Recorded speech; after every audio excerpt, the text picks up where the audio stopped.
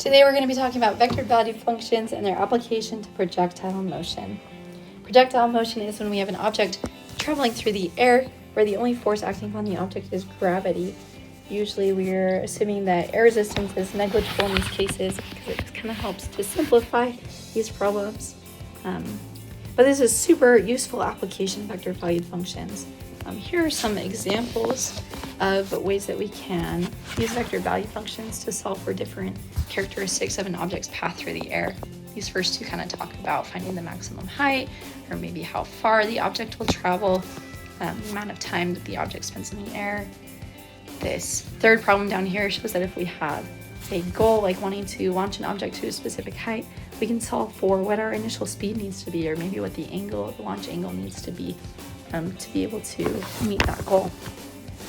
Today, the problem that we're going to be looking at comes from the OpenStax Calculus 3 textbook. It's a pretty simple one, but it helps us to give a good foundation and make sure we understand how to use these equations. Before we get into that, let's talk about just some of the basics of projectile motion. Here's our equation. This comes from the OpenStax textbook.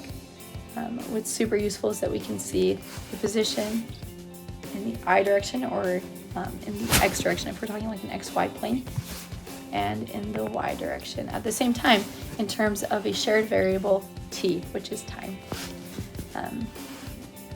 Okay, if we look at this X component, we can see the X component of our initial velocity here is the magnitude of the initial velocity, or our initial speed, and the cosine of the angle that we're launching the object at. And the Y component, we can see here's the Y component of the initial velocity, and we also have gravity acting upon the object in the Y direction.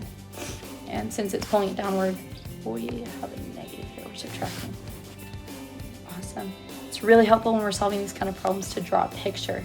We want to set our origin to be the initial position, and then remember that any positions that the equation returns after that are going to be relative to that term, or to this initial position, this origin. And when the object moves up, it's a positive change in the Y direction, down is a negative change, forward is a positive change in the X direction, backwards is a negative change. And generally our projectile motion, if we're like launching from the ground upwards, it's going to be kind of a parabolic shape, maybe something like that. Let's go back to the problem we're solving today. An archer fires an arrow at an angle of 40 degrees above the horizontal with an initial speed of 98 meters per second. The height of the archer is 171.5 centimeters, and since we're setting our origin to be the initial position of the arrow, really this is saying that the ground is going to be negative 1.715 meters comparative to where that arrow starts. And we want to know the horizontal distance the arrow travels before it hits the ground. Okay, so if I'm going to draw a picture,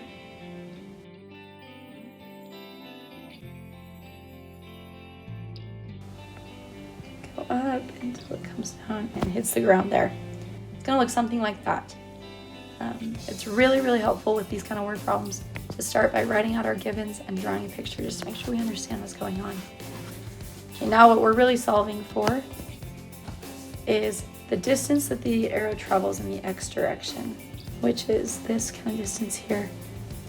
That's going to be given by the X coordinate of this point here. But if we try to just solve for that using the X component of our vector value function, we have the initial speed, we have the angle, but we don't have the time, so we can't quite solve for it. But we essentially have a system of equations, and we know that when the arrow hits the ground, its position in the Y direction is going to be negative 1.715 meters. So we can say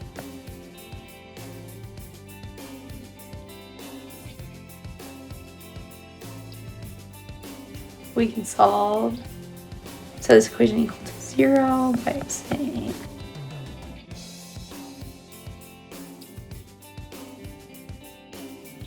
now we can use the quadratic formula to solve for t, which is going to be the time when the arrow hits the ground. When we do that, we get that t equals 12.8829, or negative 0.0271. This last one doesn't really make sense, so we know that at t equals 12.8829, the arrow is going to hit the ground. Now we can plug this in to our equation. We're going to get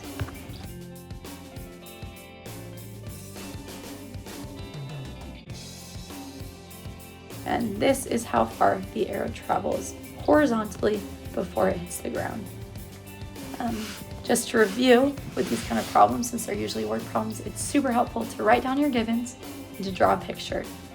Then our general steps for solving these sorts of problems are going to be to use the projectile motion equation, set up a system of equations, and solve for your desired variables.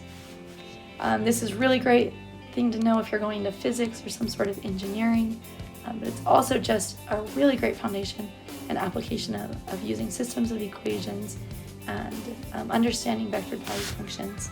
Thanks so much, everybody, for watching. If you're interested, here are some sources online, but have a great day.